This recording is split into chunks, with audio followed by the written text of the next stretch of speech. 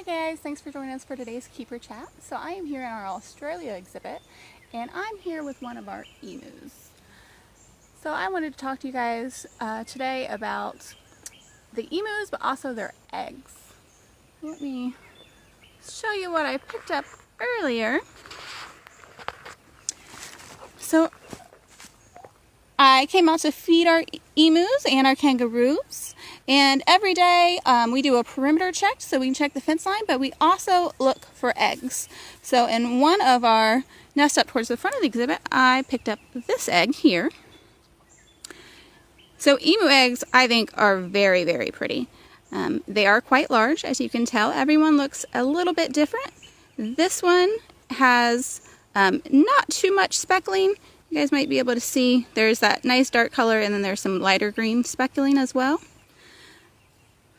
And these eggs are completely opaque. So if you're familiar with how you might candle a chicken egg or an ostrich egg to see the fetus's growth in there, you can't do that with emu eggs.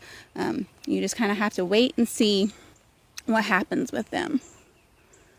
But let me set this one aside. So here at Cheehaw we have 15 emu in our flock, and we actually don't know how many males and how many females we have specifically because males and females look exactly alike. I know this emu here is a male though because he's sitting on an egg. So one of the things that I think is really neat about emus is it's kind of their mating behavior is really opposite to what a lot of people think of when they think about birds and courtship behaviors and those kinds of things. So the female emus will pick out a nest site and lay some clutches of eggs, and then the whole time she's doing that, she is trying to attract a male emu like this fella to come and sit on the nest and take care of her eggs. So male emus are really, really great dads. This guy, turn my radio down. This fella, if we were not to collect his eggs, and we were to allow him to sit on them until they were ready to hatch, he would stay here for the entire time. He would not get up to go get any kind of sustenance at all.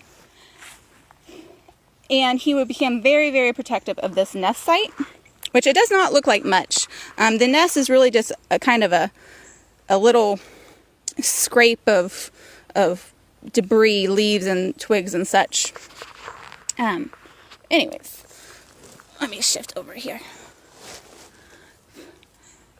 Now we don't allow our emu eggs to hatch here at Cheehaw because, like I said, we have 15 emus and we're just at capacity. We don't have room for any more emus. So while he is sitting on this nest, you can also see how all of his feathers go downwards. Even on his back area, he has this nice little skirt area. And this is so that if it were to rain or anything like that, his nest site would stay nice and dry and protected from the elements. So we are at capacity for emus. So one of the reasons we don't allow our emus to have any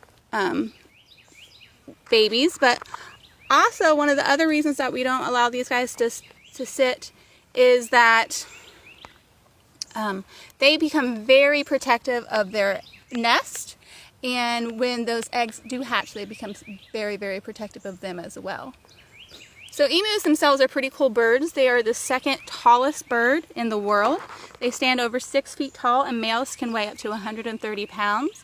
And I think the skin along right there is just so pretty. I'm not sure if you guys can see it through the camera, but it's a real pale, like icy blue. And emus are flightless birds. Let me see if I can find his wing in here and show you his wing. Oh, nope, there's a foot though. Look how big those feet are. Where's your wing, baby? Here we go. Actually, it's right here. So this little bit right here is his wing. And their wings are called vestigial wings. And that just means they don't really serve a purpose anymore. But they're still there. Alright, so I'm going to go ahead and wrap this video up and collect this egg out from under him. If you guys have any questions or like to see any specific animal, let us know. Thank you.